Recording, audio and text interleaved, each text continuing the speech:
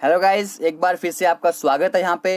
तो गाइज इस वीडियो में हम डिस्कस करेंगे ministry of health and family welfare. तो गाइज ये बहुत ही इंपॉर्टेंट इसमें स्कीम्स होंगी, आपको याद रखनी पड़ेंगी। आपके एग्जाम में एक नए क्वेश्चन इन स्कीम से बनने वाला है। इसका पार्ट 1 रहेगा ये, इसके अगले पार्ट में हम इसको पूरा कवर करेंगे। ठीक है गाइज, तो देखते हैं इसमें इंपॉर्टेंट स्कीम्स कौन सी हैं।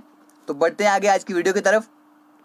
सबसे पहले इसमें ministry of health and family welfare की स्कीम जो है skill for life save a life initiative, याद रखेगा, skill for life save a life initiative. अब ये क्या इनिशिएटिव है? Skill for life save a life initiative को सबसे पहले लॉन्च किया गया था किसके लिए? स्किल डेवलपमेंट को प्रमोट करने के लिए हेल्थ सेक्टर में। ठीक है, हेल्थ सेक्टर में जब का लोगों के पास स्किल डेवलपमेंट नहीं होगा तब तक भाई हमारा हेल्थ सेक्टर चलेगा कैसे? इसलिए एक इनिशिएटिव चलाया गया था। इसका एम क्या था कि जो हमारी क्वांटिटी और क्वालिटी है हमारे ट्रेंड प्रोफेशनल्स की हेल्थ केयर सिस्टम में, उसको अपस्केल किया जाए, उसको बढ़ाया जाए। ठीक है गाइज, इसके साथ साथ क्या है इस इनिशिएटिव के अंदर और क्या था? बहुत सारे कोर्सेज यहाँ पे शुरू किए गए थे। ठीक है, जिसका टारगेट क्या था कि स्पेसिफिक जो कॉम्पिटेंसी जो है, ठीक है, कॉम्पिटेंसी जो होंगी हेल्थ केयर प्रोफेशनल्स की और जनरल पब्लिक के लिए यहाँ पे रखी जाएंगी। ठीक है, लोगों को यहाँ पे प्रोवाइड किया जाएगा। ऐसे कोर्सेज जो हैं इंश्योर करते हैं कि हमारा हेल्थ सेक्टर जो है एडिक्वेट स्किल्ड हेल्थ वर्कर इसमें आ जाएंगे। ठीक है, जब क्या होगा, जब सब लोगों को ये करवाया जाएगा, कोर्स वगैरह कराया जाएगा, तो हेल्थ वर्कर तो ऑब्वियसली बात है कि वो आ ही जाएंगे, जो ट्रेंड होंगे, स्किल्ड होंगे। ये क्या करेगा यहाँ पे, ये जो गैप है किसके बीच में, जो लोगों की एक्सपेक्टेशंस होती है, ठीक है, expectation of employment of the youth and the actual job they get. अब क्या करेगा, उस गैप को क्या करेगा, कम कर देगा। किसके बीच में? जो एक्सपेक्टेशन होती है अनएम्प्लॉयमेंट, जो, ठीक है, जो यूथ की जो एक्सपेक्टेशन होती है एम्प्लॉयमेंट ऑफ द यूथ, और जो एक्चुअल जॉब जो उनको मिलती है, ये उस गैप को क्या करेगा, कम करेगा। ठीक है, दूसरी स्कीम जो है इसके अंडर वो है वत्सल्य मातृ अमृत कोष। अब इस स्कीम के अंदर क्या है, वत्सल्य मातृ अमृत कोष जो है ये नेशनल ह्यूमन मिल्क बैंक है। ठीक है, एंड लैक्टेशन काउंसलिंग सेंटर भी है।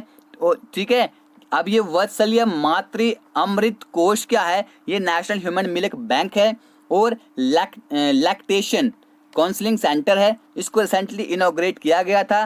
कहाँ पे? लेडी हार्डिंग मेडिकल कॉलेज में, आपको याद रखना है। ठीक है, वत्सल्य मातृ अमृत कोष जो है इसको एस्टैब्लिश किया गया था in collaboration with Norwegian government. ठीक है, नॉर्वेगियन गवर्नमेंट की कोलैबोरेशन में इसको क्या किया गया था, एस्टैब्लिश किया गया था। Oslo university and Norway India partnership initiative. तो गाइज इन सब की कोलैबोरेशन से इसको क्या किया गया था, इनॉग्रेट किया गया था। ठीक है, इसको एस्टैब्लिश किया गया था। जो नेशनल ह्यूमन मिल्क बैंक है और लैक्टेशन काउंसलिंग सेंटर है, ये कलेक्ट करेगा यहाँ पे, ठीक है, और पास्चराइज करेगा, टेस्ट करेगा और सेफली जो है मिल्क को यहाँ पे स्टोर करेगा। जो डोनेट किया गया है किसके द्वारा? Lactating mothers and make it available for infants in need. ठीक है, कुछ जो औरतें होती हैं, ठीक है, जो लैक्टेटिंग मदर होती हैं, जो अपने मतलब कि अपना दूध यहाँ पे क्या करेंगी, डोनेट करेंगी। ठीक है, और ये उन लोगों के लिए, उन बच्चों के लिए, उन इन्फेंट्स के लिए क्या किया जाएगा, अवेलेबल कराया जाएगा, उसको कलेक्ट करके, ठीक है, उसको पास्चराइज करके, ठीक है, और टेस्ट करके उन बच्चों को ये दूध दिया जाएगा जिन बच्चों को इसकी जरूरत है। ठीक है गाइज, ये थी हमारी कौन सी स्कीम, वत्सल्य मातृ अमृत कोष के अंदर ये होगा। पूरा पढ़ना चाहते हैं आप इसको पढ़ लेना। अब यहाँ पे आगे चलते हैं। Intensified diarrhoea control fortnight, IDCF। आपको ये तो याद रखना है कि ये कौन सी मिनिस्ट्री के अंदर आती है, पहली चीज याद रखनी है। इस स्कीम के अंदर क्या है, दो चीजें आपको इसमें याद रखनी ही रखनी है। ठीक है, मिनिस्ट्री और इनकी जो ये फुल फॉर्म वगैरह होती है वो भी याद रखनी होती है।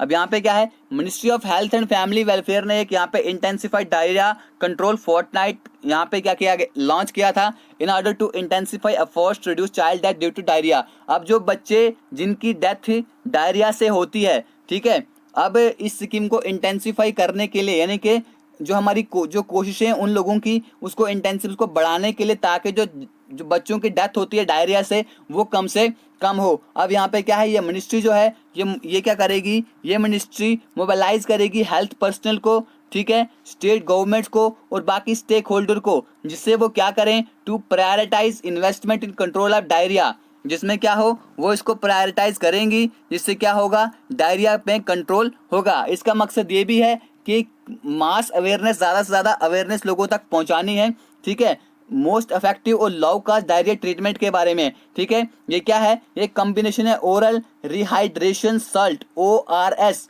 ठीक है। ORS सोल्यूशन, अक्सर आपने भी ORS लिया होगा, तो आज ORS की फुल फॉर्म यहाँ पे जान लो। Oral rehydration salt solution and zinc tablet के बारे में लोगों तक क्या पहुंचानी है, ये जानकारी पहुंचानी है, ठीक है गाइज।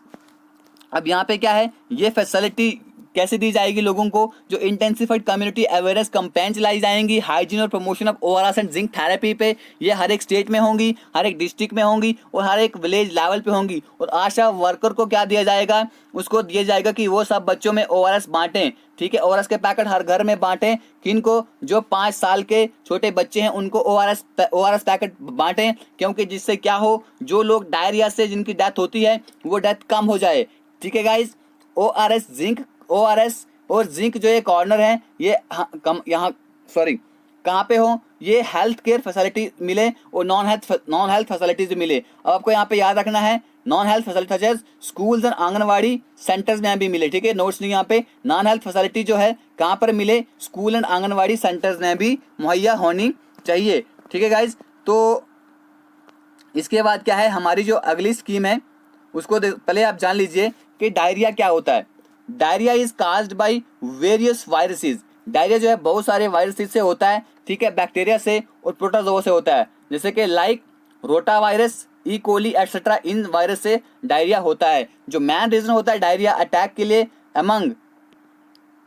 अमंगस चिल्ड्रन, बच्चों के बीच में, वो क्या है, वो कंटेमाइनेटेड वाटर है, गंदा पानी है, ठीक है, साफ सफाई नहीं रहती है, ठीक है, पोर हाइजीन है, गंदे इलाके में रहते हैं जहाँ पे साफ सफाई का ध्यान नहीं रखते हैं, माल न्यूट्रिशन है, जितना उनको न्यूट्रिशन चाहिए वो न्यूट्रिशन नहीं मिलता है, लैक ऑफ इम्यूनाइजेशन, उनको बराबर तरीके से इम्यूनाइजेशन नहीं मिलती है, ठीक है गाइस।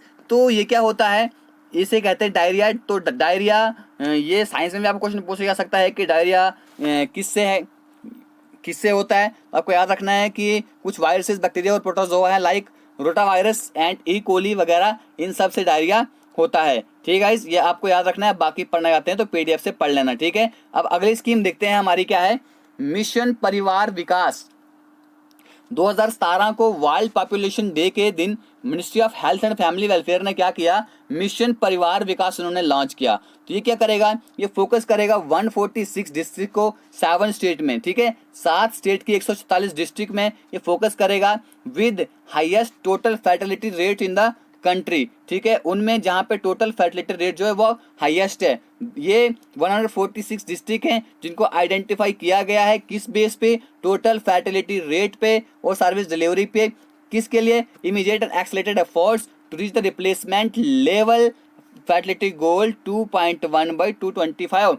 अब यहाँ पे बोला कि जो फर्टिलिटी का रेट जो है वो 2.1 होना चाहिए, कब, 2025 तक, ठीक है गाइज।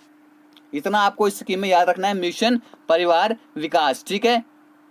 अभी यहाँ पे क्या है, रिसेंट डेटा जो है हमें सजेस्ट करता है कि 146 डिस्ट्रिक्ट को, ठीक है, have TFR of more than equal to 3, total fertility rate जो है वो कितना है, 3.0 से ज़्यादा है, ठीक है। तो बताया कितना है, कितना बताया है गाइस, तो कितना करना है, 2.1, ठीक है, 2.1 तक लाना है, कब तक, 2025 तक, ठीक है। ये है ये वाली स्कीम, तो आपको ये याद रखनी है। अगली स्कीम है, health ministry launches 2 new contraceptive. तो हेल्थ मिनिस्ट्री ने 2 नए कॉन्ट्रासेप्टिव यहाँ पे लॉन्च किए हैं। वो क्या है, वो हैं इंजेक्टेबल कॉन्ट्रासेप्टिव अंतरा और कंट्रासेप्टिव पिल, इनके इंजेक्शन से दिया जाएगा, और कॉन्ट्रासेप्टिव पिल है, ये दवाई दी जाएगी Chhaya, Antara and Chhaya public health system में। ये कंट्रासेप्टिव्स क्या होंगे, ये अवेलेबल होंगे, लोगों को फ्री दिए जाएंगे मेडिकल कॉलेजेस में और डिस्ट्रिक्ट हॉस्पिटल में। हैव बीन लॉन्च्ड इन, इसको 10 स्टेट्स में लॉन्च किया गया है। अब अंतरा क्या है, Antara injectable will be effective for 3 months ठीक है, ये 3 मंथ के लिए इफेक्टिव रहेगा, और छाया पिल जो है 1 हफ्ते के लिए इफेक्टिव रहेगी। अब इससे क्या होगा, to help improve the supply and distribution of the contraceptives, in contraceptive की सप्लाई को इम्प्रूव करने के लिए और डिस्ट्रीब्यूशन को इम्प्रूव करने के लिए तो मिनिस्ट्री जो है इसने क्या लॉन्च किया है, एक नया सॉफ्टवेयर लॉन्च किया है जिसे क्या कहते हैं, family planning logistic management information system, FPLMIS, इनकी family planning logistic management information system. It is design, इसको डिजाइन किया गया है टू प्रोवाइड रोबस्ट इंफॉर्मेशन, ये रोबस्ट इंफॉर्मेशन प्रोवाइड करेगी किस पे, on the demand and distribution of contraceptive to health facilities and ASHAs, ठीक है, जो आशा वर्कर होती हैं, ठीक है, उनकी डिमांड पे इसको प्रोवाइड करा जाएगा। तो गाइज ये था हमारा part 1 health and family welfare का, ठीक है गाइज, यहाँ पे इसको खत्म करते हैं, अगले पार्ट में इसको कंटिन्यू करेंगे, ठीक है गाइज, क्योंकि छोटे छोटे पार्ट हैं ताकि आप लोग भी बोर ना हो, ठीक है, तो आपका सिलेबस भी कवर हो जाए, अच्छी बात होती है। इसी करते यहाँ पे वीडियो खत्म करते हैं। Thank you, God bless you all.